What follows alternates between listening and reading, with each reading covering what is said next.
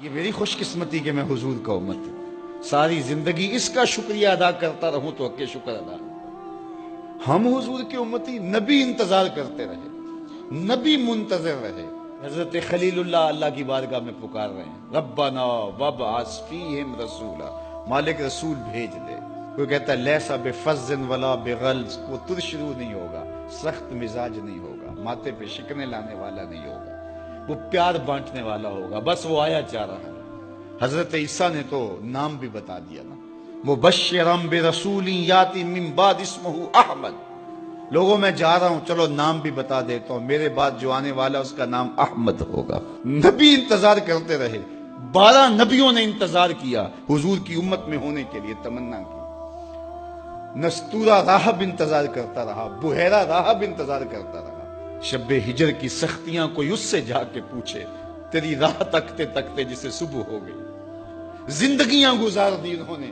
سلمان فارسی کی کہانی سن لو، مجوسی کے بیٹے تھے، حق کی طلب میں نکلے، باپ نے گھر سے نکال دیا، ایک پادری کے پاس جا کے رکے، زندگی بھر اس کی نوکری کی۔ جب اس کا آخری وقت آیا، اس نے کہا میری تدفین کے بعد غموریا چلے جانا، وہاں کا پادری خدا رسیدہ ہے، تجھے اس سے کچھ مل جائے گا۔ کہتے میں وہاں سے غموریا آ گیا، پھر اس پادری کی ساری زندگی خدمت کی۔ جب وہ مرنے لگا تو اس نے کہا کوئی ایسا شخص نہیں ہے جس کے پاس اب میں تجھے بھیجوں، لیکن نبی آخر الزمان کے ظہور کے لمحے آ گئے، تو یہاں سے یثرب چلا جا، وہ اس نبی کی ہجرت گاہ ہوگی، تیری زندگی سنور جائے گی، تو نے بڑی محنت کی ہے، بڑی نوکری کی ہے میری۔ کہتے میں نے اس کو کہا کہیں ایسا نہ ہو میں دھوکہ کھا جو مجھے کوئی نشانی بتا دے۔ اس نے کہا 3 نشانیاں، ایک صدقہ نہیں لے گا، دوسرا ہدیہ رد نہیں کرے گا، تیسرا 2 کندھوں کے درمیان مہر نبوت ہو۔ کہتے ہیں میں نے اس کی تدفین کی، یثرب کی جانب جاتے ہوئے ایک قافلے میں شامل ہو گیا، انہوں نے مجھے پکڑ کے اپنا غلام بنا لیا، لیکن میرے پہ مہربانی یہ کی کہ مجھے بیچا جا کے مدینے میں۔ ایک یہودی نے مجھے خرید لیا، میں اس کے باغ میں گوڈی کرتا تھا، کام کرتا تھا، کھجوریں توڑتا تھا، لیکن میں انتظار میں تھا کہ کبھی وہ نبی آخر الزمان آئے تو مجھے دید ہو، کبھی عرش پر، کبھی فرش پر، کبھی ان کے در، کبھی در بدر۔ غم عاشقی تیرا شکریہ، میں کہاں کہاں سے گزر گیا۔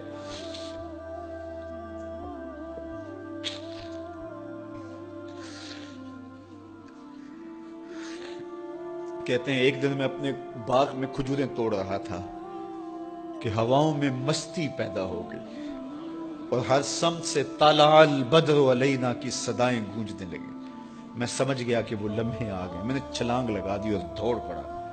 میرے آقا نے سمجھا شاید غلام بھاگ گیا، اس نے دوڑ کے مجھے پکڑ لیا۔ میں نے اس کو کہا کہ میں نوکر تیرا ہی ہوں، لیکن دل نوکر کسی اور کا ہے، میں بھاگوں گا نہیں، مجھے جانے دے۔ میں کچھ کھجوریں لے گیا تھا صدقے کی نیت سے، جا کے حضور کو پیش کی۔ آقا کریم نے فرمایا ہم نبی صدقہ نہیں لیتے۔ کہتے ہیں نشانی ایک پوری ہو گئی۔ کہتے ہیں کہ میں کچھ دنوں کے بعد اور کھجوریں لے گیا اور میری نیت ہدیہ کی تھی، میں نے پیش کی، حضور نے قبول فرما لی، لیکن میں بھی کہتا تھا تیسری نشانی بھی پوری ہو لے تو پھر مانوں گا، اور وہ کیا تھی؟ 2 کندھوں کے درمیان مہر نبوت۔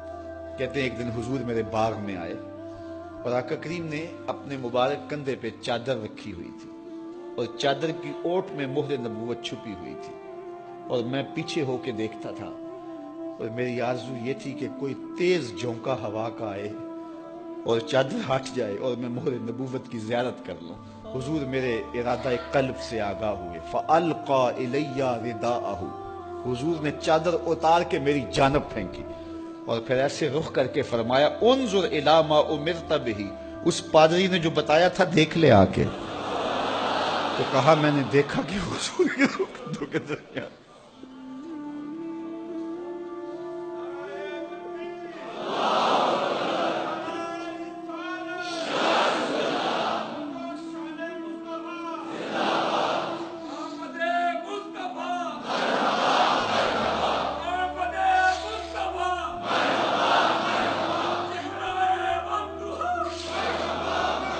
شب ہجر کی سختیاں کوئی اس سے جا کے پوچھے، تیری راہ تکتے تکتے جسے صبح ہو گئی۔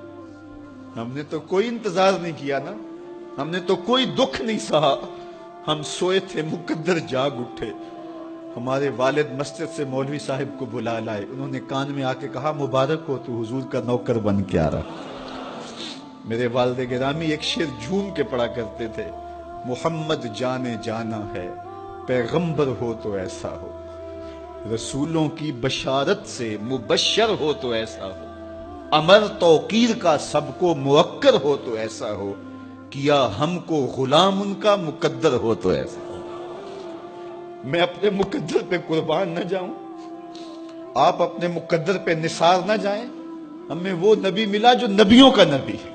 حضور کی ہر خصلت، حضور کی سیرت کا ہر عنوان خوبصورت ہے، اور پھر آقا کریم علیہ السلام کی سیرت انسانوں کے لیے کامل بھی ہے، اکمل بھی ہے، مکمل بھی ہے اور خوبصورت بھی ہے۔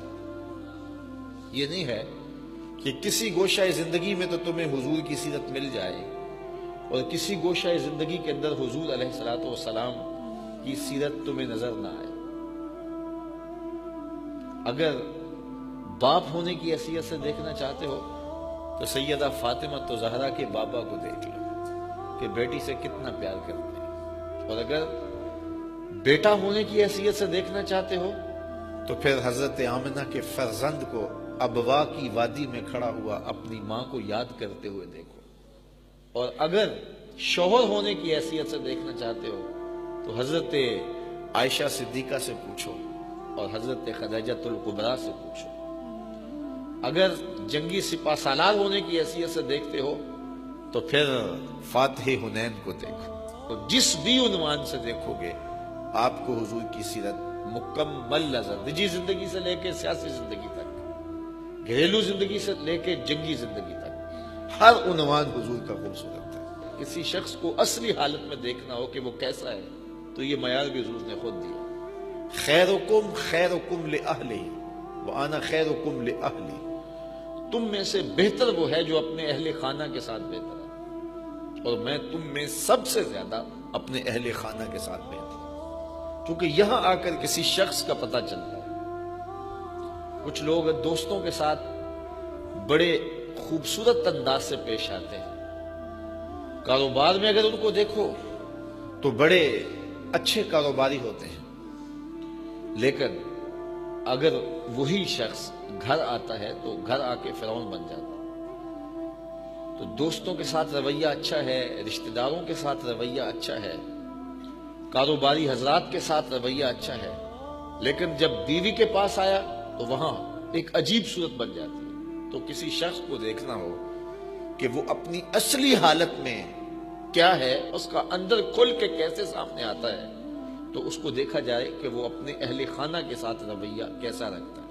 تو یہ معیار دیا، خیرکم خیرکم لأہلہ وانا خیرکم لأہلی، تم میں سے بہتر وہ ہے جو اپنی بیوی کے ساتھ بہتر ہے، اپنے اہل خانہ کے ساتھ بہتر ہے، اور میں تم میں سب سے زیادہ اپنے اہل خانہ کے ساتھ بہتر ہوں۔ جب حضور کا وصال ہوا ہے تو 9 ازواج حضور کے نکاح میں تھی، کسی ایک کو بھی حضور سے شکایت نہیں تھی۔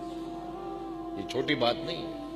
حضرت خدیجہ الکبریٰ رضی اللہ تعالی عنہ پر جب آخری وقت آتا ہے اور وہ محسوس کرتی ہیں کہ میرا آخری وقت آ گیا ہے، تو انہوں نے حضرت فاطمہ زہرا سے کہا جاؤ اپنے باپ سے چادر رحمت مانگ لاؤ۔ تو وہ حاضر خدمت ہوئی، تو حضور نے ارشاد فرمایا اے فاطمہ اپنی ماں سے پوچھو کہ چادر کیا کرنی ہے۔ تو وہ پوچھنے آئی تو حضور بھی پیچھے آ گئے۔ تو سیدہ کا بدن بخار سے تپ رہا تھا، عرض گزار ہوئی حضور مجھے لگتا ہے یہ بخار جان لیوا ثابت ہوگا، میں نے چادر اس لیے منگوائی ہے کہ اس چادر سے مجھے کفن دیا جائے۔ اندھیروں میں بیٹھ کے عقیدے نہ گھڑا کریں، عقیدے وہی رکھا کریں جو نبی کے گھر والوں کے۔ سیدہ خدیجہ الکبریٰ کا عقیدہ یہ ہے حضور کے بدن سے چھوئی ہوئی چادر کفن کو مل جائے تو بخشش کی ضمانت ہے۔ تو کہا حضور میں نے چادر اس لیے منگوائی ہے کہ اس چادر سے مجھے کفن دیا جائے۔ تو یہ بات سن کر حضور کی آنکھیں نمناک ہو گئی، اور حضور نے فرمایا خدیجہ تو نے چادر مانگی ہے، لو اردت جلدی لا آتیتک، اگر تو میری جلد بھی مانگتی وہ بھی اتار کے دے دیتا۔ کوئی اس کی مثال تو لاؤ، زمانے میں اس کی مثال نہیں ملے گی۔ تو یہ حضور علیہ السلام کی سیرت کا وہ عنوان ہے جس کو ہم اپنی معاشرت کی خوبصورتی کے لیے بدت کر کے اپنی زندگی کی تلخیوں کو مٹا سکتے ہیں۔ آفاق کے ہر ہر گوشے میں قرآن سنا کر دم لینا، اب رکنا نہیں، اب تھمنا نہیں، فردوس میں جا کر دم لینا،